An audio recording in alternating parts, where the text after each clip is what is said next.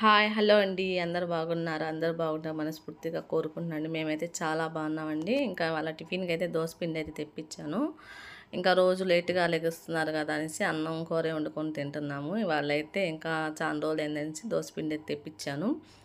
ఇంకా నిన్నటిది టమాటా పచ్చడే ఉంది. ఇడ్లీలోకి వేసాను కదా, టమాటా పచ్చడే ఉంది. ఇంకా అది ఫ్రిడ్జ్లో నుంచి తీసి బయట పెట్టాను. ఇంకా పిల్లలు ఏం చేస్తున్నారో చూద్దాం పదండి. టైం వచ్చేసి 10:30 అవుతుంది. ఇంకా లేచి మా అబ్బాయి కొట్టుకెళ్ళి వచ్చి టీవీ అయితే చూస్తున్నాడు. ఇంకా టీవీ సౌండ్ తగ్గిమంటే తగ్గట్లేదు. ఇంకా సరేలే అనేసి తర్వాత వాయిస్ ఓవర్ ఇద్దాంలే అనేసి వీడియో అయితే తీసుకున్నాను. కొట్టుకెళ్ళొచ్చి ఇంకా టీవీ చూస్తున్నాడు. మా అమ్మాయి ఏం చేస్తుందో చూద్దాం పదండి. ఇంకా తను కూడా ఎప్పుడే లేచింది. ఇంకా బెడ్షీట్లు అయితే తీస్తుంది. ఇంకా చూసారా ఆవలింతలు ఇస్తుంది. ఇంకా నిద్ర సరిపోలేదట్టుంది మా అమ్మాయికి. ఇంకా ఎన్ని రోజులే అండి, 12, 13 కాడ నుంచి స్కూల్ మొదలవుతాయి కదా అనేసి నేను కూడా ఇంకా ఊరుకున్నాను. లేచి మాత్రం వాళ్ళు మాత్రం ఏం చేస్తారు. ఇంకా ఇడ్లీ పిండి ఉంది, కొంచెమే ఉంది ఇడ్లీ పిండి. ఇంకా అందుకని దోసపిండిలో వేద్దాము, చూద్దాం ఎలా వచ్చిద్దో అనేసి వేస్తున్నాను. ఈ దోసపిండి అయితే బయట సంగం డైరీ నుంచి తెప్పించాను నేనైతే. అయితే చిన్నదైతే వేసాను, మామూలుగా మందంగానే వేసాను. ఎలా వచ్చిద్దో లేదో అనేసి ఫస్ట్ దోశ బాగానే వచ్చింది. మా పిల్లలకైతే రోస్ట్గా అయితే వేయాలండి, వాళ్ళకి పలసగా రోస్ట్గా అయితే వేయాలి. ఇంకా ఇదైతే నేను మామూలుగా వేసాను. అలా అసలు వచ్చిద్దా రాదా అన్నట్టు ఇడ్లీ పిండి కలిపాను కదా, అందుకోసము.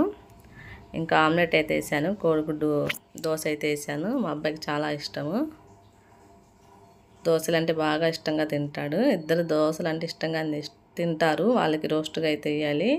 ఇంకా బయట తినేయంటే ఇంకా చాలా ఇష్టం వాళ్ళకి. ముగ్గురం అయితే టిఫిన్ అయితే తినేసాము. 11 అయింది. ఇంకా నేను కాఫీ అయితే పెట్టుకుంటున్నాను, పాలు పెట్టాను పొయ్యి మీద. ఇవి అయితే వీటి పేరు ఏదో అంటారండి, నాకు చెప్పటం రాదు.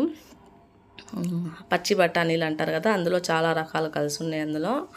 ఇది నేను డీమార్ట్లో అయితే తీసుకున్నాను. ఇంకెప్పుడైనా ఇలా ఉడకపెట్టిస్తాను. రాత్రి నానబెట్టాను, వాళ్ళ ఉడకపెడదాంలే అనేసి రాత్రి నానబెట్టి సాయంత్రం ఉడకపెడదాంలే అనేసి. ఇంకా పంచదార అది ఇది చేసి మా అమ్మాయి పంచదార అయితే ఆఫ్ చేసింది. ఇంకా పంచదార కూడా లేదు, కొంచెమే ఉంది. నేనైతే సన్ రైజ్ కాఫీ పొడి కలుపుకుంటున్నానండి.